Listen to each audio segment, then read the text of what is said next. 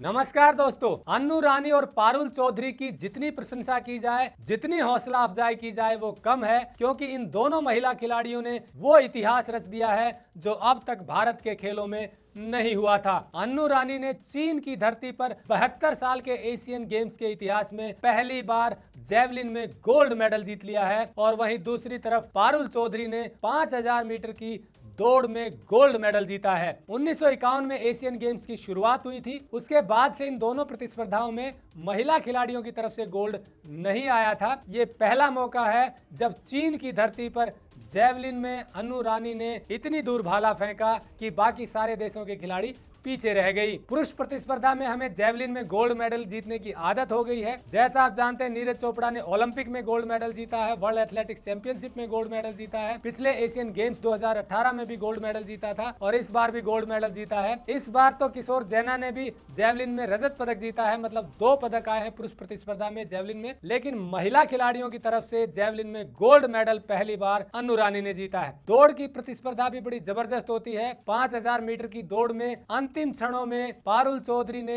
Japan की रिरिका हिरोनाका को हराकर गोल्ड मेडल जीता। अगर आप फिनिशिंग देखें रेस की, तो लास्ट के 25-30 मीटर की दूरी बची थी, तब पारुल चौधरी ने जोर लगाया और अंतिम क्षणों में गोल्ड मेडल अपने नाम कर लिया। इतना ही नहीं, पारुल चौधरी ने 3000 मीटर की स्टीपल चेज प्रतिस्पर्धा में पहले दिन रजत पदक हासिल किया था और इसी स्टीपल चेज की दौड़ में हमारी दूसरी खिलाड़ी प्रीति लांबा ने कांस्य पदक हासिल किया। मतलब स्टीपल चेज 3000 मीटर की रेस में महिला खिलाड़ियों ने 2 पदक जीते, पारुल चौधरी ने रजत पदक और प्रीति लांबा ने कांस्य पदक जीता। तो इस तरह एथलेटिक्स की ये उपलब्धियां हमारी खिलाड़ियों की जबरदस्त प्रतिभा का लोहा दिखाती हैं। जेवलिन प्रतिस्पर्धा में अगर महिलाओं के पीछे की हम ट्रैक रिकॉर्ड की बात करें, तो पहला मेडल 1951 में एशियन गेम्स जो दिल्ली में आयोजित हुए थे उसमें जीता था। हालांकि ये विदेशी महिला थी, लेकिन भारत की तरफ से खेल रही थी। इन्होंने कांस्य पदक जीता था जेवलिन में। इसके बाद 1958 में एलिजाबेथ डेवनपोर्ट ने भी भारत की तरफ से जेवलिन में रजत पदक जीता था। फिर लगातार 1962 के एशियन गेम्स में एलिजाबेथ डेवनपोर्ट ने कांस्य पदक जीता जेवलिन में, और इसके बाद 1998 में गुरमीत कौर ने कांस्य पदक जीता था और 2014 के एशियन गेम्स में अन्नू रानी ने कांस्य पदक जीता था जेवलिन में। लेकिन इस बार एशियन गेम्स में अन्नू रानी ने जेवलिन में गोल्ड मेडल जीत लिया और ये मेडल 62.92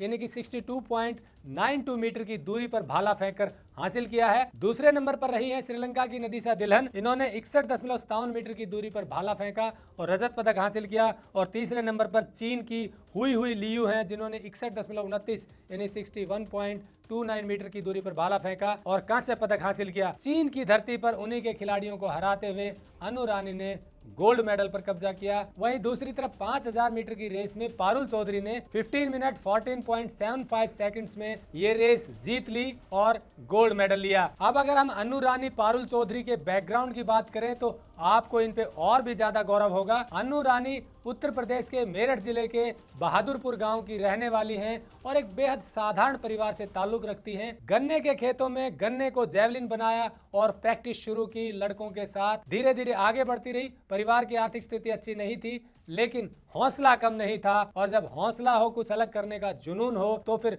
बाधाएं आड़े नहीं आती हैं। और यही अन्नू रानी ने साबित कर दिया। बाधाओं को पीछे छोड़ते हुए, आर्थिक तंगहाली को पीछे छोड़ते हुए इतिहास रचा है अन्नू रानी ने। वहीं पारुल चौधरी भी उत्तर प्रदेश में मेरठ के इकलौता गांव की रहने वाली हैं और साधारण परिवार से ताल्लुक रखती हैं, लेकिन इनका भी हौसला कम नहीं था। लगातार प्रयत्न करती रही, मेहनत करती रही, और इनकी मेहनत आप देखिए इनके शरीर से दिखती है। दौड़ कितनी कठिनाई का खेल है। हर दिन मर मर के जीना होता है जब प्रैक्टिस करते हैं, क्योंकि रेस जब अंतिम पड़ाव पर होती है तो लगता है कि जान निकल जाएगी, सांसें उखड़ने लगती हैं। लेकिन खिलाड़ी को हर दिन ये प्रैक्टिस करनी होती है, क्योंकि उनके जो कॉम्पिटिटर हैं वो भी इतनी ही प्रैक्टिस कर रहे होते हैं। हर खेल में मेहनत है, हर खेल में जी जान से जुटना पड़ता है, लेकिन एथलेटिक्स में कुछ अलग तरह का दमखम चाहिए होता है। इसीलिए एथलेटिक्स में मेडल जीतना और भी ज्यादा कठिन है। इसे आप ऐसे समझिए कि एथलेटिक्स में प्रतिस्पर्धा कितनी कठिन है। ओलंपिक खेलों में हमने पहला मेडल 2020 के टोक्यो ओलंपिक में जीता, जो नीरज चोपड़ा ने